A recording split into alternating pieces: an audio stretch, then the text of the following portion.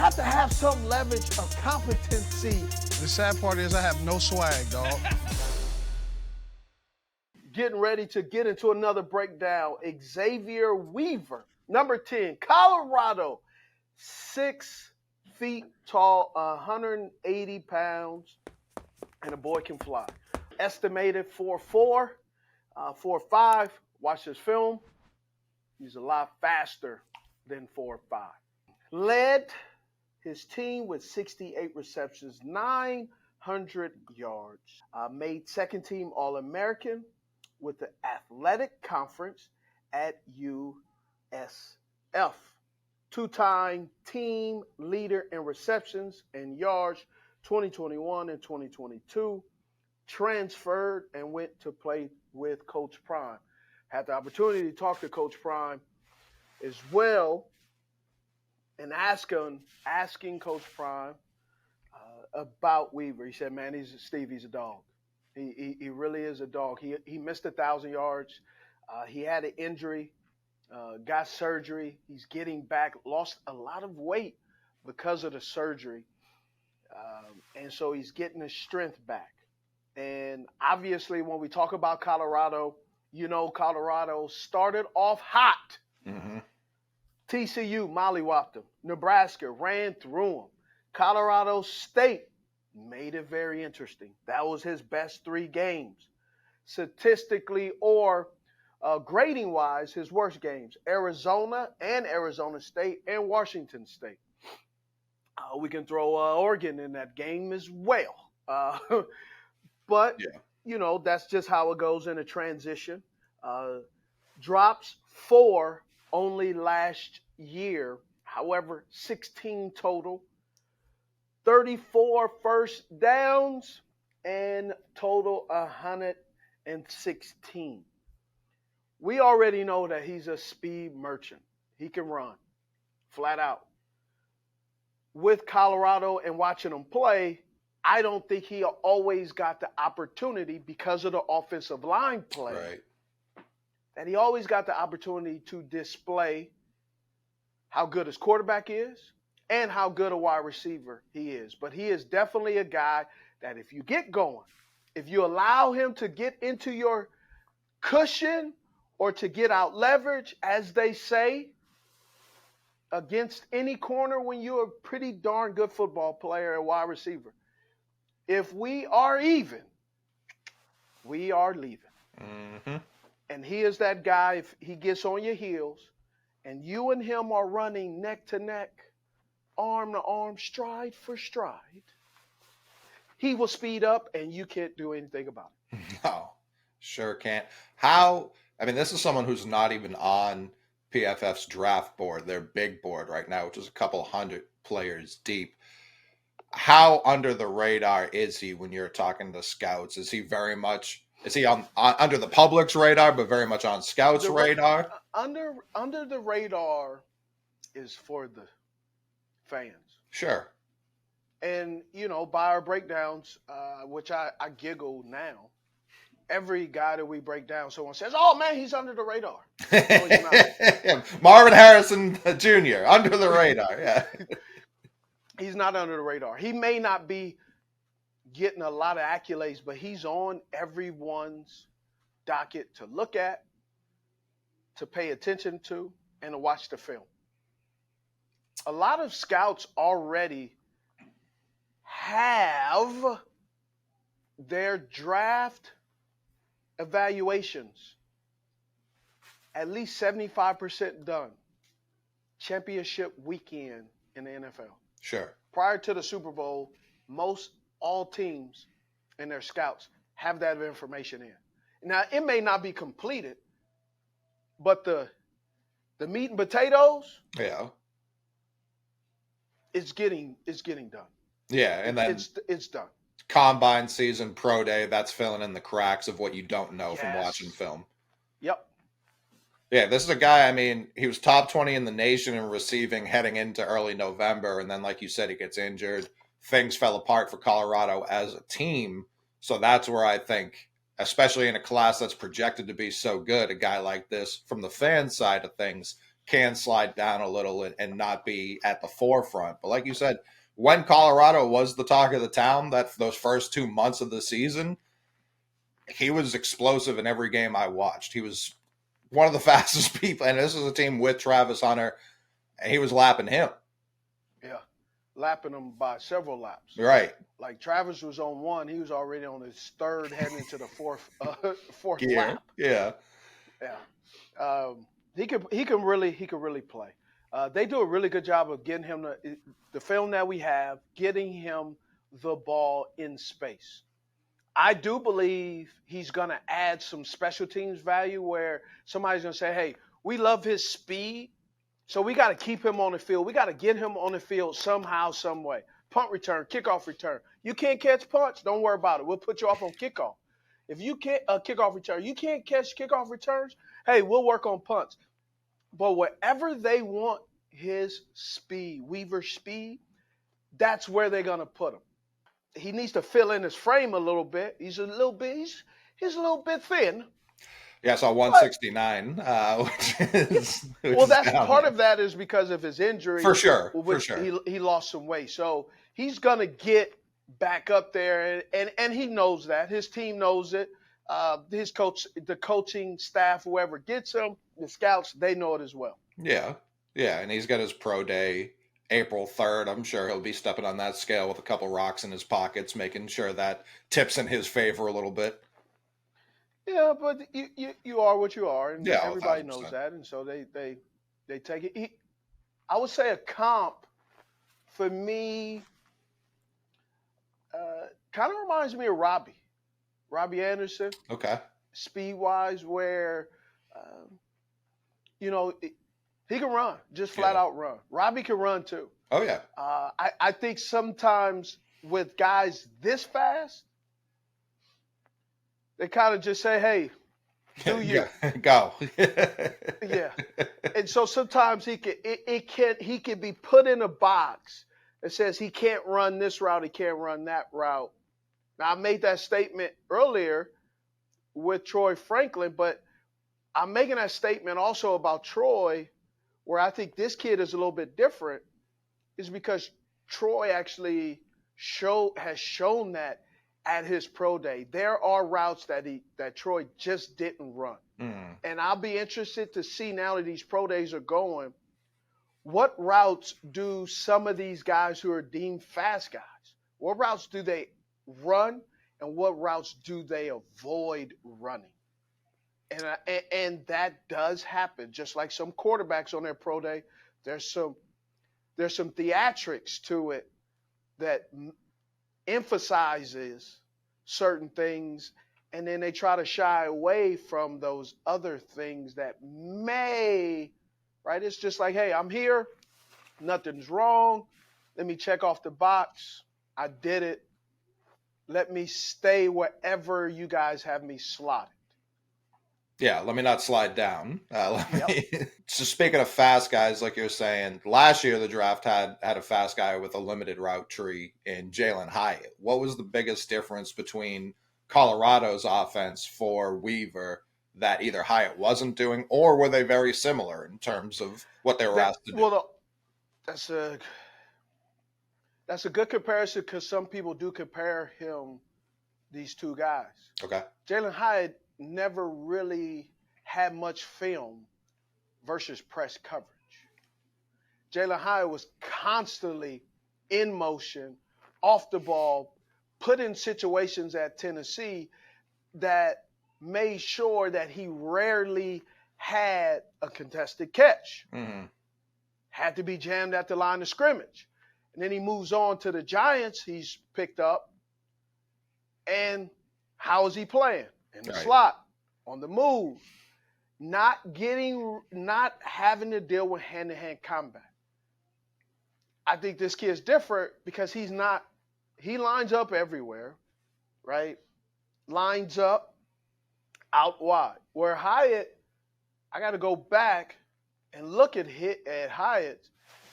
Hyatt didn't line up 90, 89, 88% out wide. This kid is lined up 1,150 times out wide to only 150 times, which is less than 15%. And Steve, that doesn't equal up to 100. You're right, because I don't put where he lined up in the backfield, some of those other areas that they lined up. I just go with slot and wide receiver, because in the league, if you play wide receiver, you ain't lining up in the backfield. Right. Yeah. Everybody's not Debo. So No. stop throwing Debo name out there. Oh, he reminds me of Debo. He ain't Debo. There's one No. Debo. Hyatt. Actually, there's two Debos. There's Debo, tiny, big Debo, and then there's 49ers Debo. I pulled up his numbers. Hyatt's last year at Tennessee, 371 slot, 52 wide. So, like you were saying, very much in the slot 90% of the time. And I didn't have to even know that research, and I didn't use that research, because sometimes I don't want the research. I like to let my mind just of course. connect those dots. I just know someone's going to be out there double checking. I just wanted to stop them in their tracks. There's no need to. Listen, I said, let them. Let them. All right. What I love about Weaver, he can get going, he can get going. Runs a lot of different routes. He had a few drops, but some of those drops don't always tell the true story of how the ball was thrown or placed. We have a drop on here that I want to walk through, because that is important to kind of just show there's sometimes reasons, and then there's times there needs to be explanation. And I'll give you both, because it's my show. All right, here we go. First play, settles down in the zone, really good. They're playing zone coverage. Let's let it run. Comes off, bang, stacks the stem, resets. So this is really good. This is good coaching. They say Coach Prime can't coach. Cap. Goes inside, doesn't dive down completely, but straightens back up. I love it. Cadillac turns inside. Ball should be thrown. Quarterback's escaping the pocket. He comes back towards the quarterback, makes himself friendly. Catches the ball, gets down. Next play, still against Nebraska. Outside again. I like this play. This is the drop. So first of all, he comes in, all speed, attacks a corner, gets the corner to open up. Look at the left leg of the corner. You think your kneecaps are supposed to, and your ACLs are supposed to do that? No. So now, you see he steps over. That's what I talk about, inside and outside the frame of your body. What it can do to your joints. Look at the corner. Because he gets outside of his frame. And why does he get outside of his frame? Because Weaver makes him get outside of his frame by attacking his cushion with speed. Then he sees he sneezes. Breaks him down. He staggers and stumbles. The Weaver's drifting up towards the 20 a little bit, comes back down. But the throw is anticipated that Weaver will continue to go towards the 20, but now he goes back towards the 18, which makes the ball off his mark. So Weaver doesn't settle his feet before he dives for the football, which also means the ball now is in his chest, which pluckability, which leads to the ball with the velocity and the spin, and leaning forward. On top of that football, the football wins. That's interesting. I think most people attribute drops 90% of the time just to he didn't catch it. But if he had run his route at just a slightly different angle, he doesn't have to dive. It hits him right in the hands, like you're saying. Yeah. I played this receiver thing once or twice in my lifetime. That's what I've heard. But it's a rumor. That's maybe true. And you know what? There's another rumor. Let me add to the rumor. I did it for like 16 years. Yeah, I'm going to have to see proof of that. I don't know. Yeah, me too. As somebody said, I need receipts. All right. This is what this young man presents to the team. Let me just show you. Little screen pass. Yeah. Track meet. Almost. Love this play. Side on. Bang. Catches a football. Gets going. Okay, explain this to me. You got two linemen here. Now, we talk about referees. Look at this referee. This referee is all about getting out of the way. Watch this referee. Oh, let me get out the way. Ball's coming this way. Now, I wish these linemen would figure it out. Hey, linemen. Can one of you guys block that guy in the red? You know the one with the red pants? They both said, no, you got him. Look. Yeah, this should have been 6, no question. Yeah. Come on, man. They didn't touch a soul on this play. They look like two referees. They look like the referees. We missed other. All right, so I just love the speed and how he closes up the cushion. Inside goes, slant. Look at how he adjusts to the ball. See? Pluckability, catching the ball, adjusting to an off-the-mark throw. Look at his speed, though. Ball's outside. Goes behind himself. Catches it. I like that. That's a heck of a route right there. Attacks the cushion within the first 3 or 4 yards. And then catches the ball behind him. Because the ball is slightly off the mark, he makes the right adjustment. You know what his job? You know what a wide receiver's job is? To make the quarterback right. And guess what he did? Exactly the quarterback right. Now this play just shows you what kind of playmaker he can be. Little under route, dagger route. Yow! Touchdown. Just watch the speed when you get the ball in his hands. Yep. Oh, whoa. Did we miss another opportunity to show his catch radius? Now he's running, let's say he's just getting started, 19 miles per hour. Ball is thrown, drops his weight, catches the football, gets back on his weight, and gets going. Now this Oregon film is a little bit tough to watch because Oregon beat the bejeebies out of Colorado. Well, what I love about Weaver, what he presents, is he adds a level of speed to your offense. He's very twitchy. He can track the football pretty darn good. Even if the corner is throwing things off, he had by press coverage, he has the ability to get back into the route. The biggest key to Weaver's game is creating enough and a ton of separation. That's what he does. His separation and how he separates is good. And that's why this draft class in 2023 is the deepest we've seen in a very long time because we know what the top guys are. But there's still a little bit of mystery between the guys in the 20s, 30s, and 40s, meaning that where they're graded. Mm. And there's some value because they present themselves on special teams. They're either fast, they're either contested catch kings, they're yak after, they're just dangerous.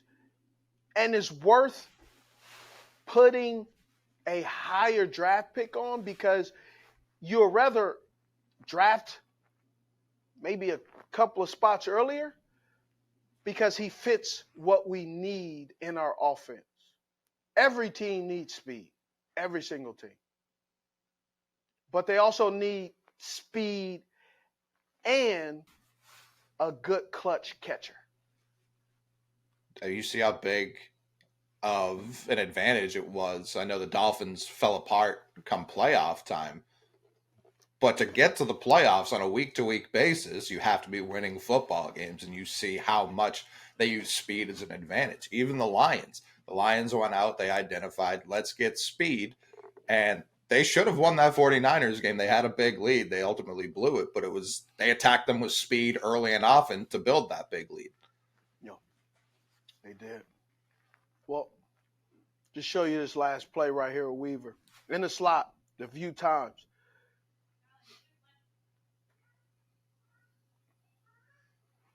That's pretty darn good, man. Settles in the zone. They're running a cover 2 zone. So you got a mismatch with a safety. I mean, a linebacker. That linebacker didn't have a chance. No. Look at him. See, gets outside of his framework of his body. You know what I love about this referee too? Look at this referee talking about, hey, I want to make sure it ain't no holding. I've never seen a referee squat in the middle of the field to make sure, hey, everything's copacetic. Ain't no funny business going on. He was on it. I respect it. Yeah. He was in there. Yes, he was all up in there. Let me get a good look at you. That's the stance he hit right there. So I like Weaver. I think he could play I love to see how his pro day goes. What shapes up. But Xavier Weaver, man, he's explosive, he's twitchy, run after the catch. Just has a lot of potential, has a lot of upside. Very much has that dog mentality. Not resting on his speed, but just willing and wanting to get better and taking this time, even though he's hurt, taking this time to refine his route running. He's not a finished product. None of these guys are finished products. But Weaver definitely, Colorado definitely is going to miss a speedster like this next year when they open up the season. Yeah, it seems like I hate to use the word knock, but the only dig you could have at him is his weight right now. It seems like he's a good hand catcher, good route runner, speed, obviously. If he can add 10, 15 pounds over the next couple of years, I don't see why he can't flourish at the next level.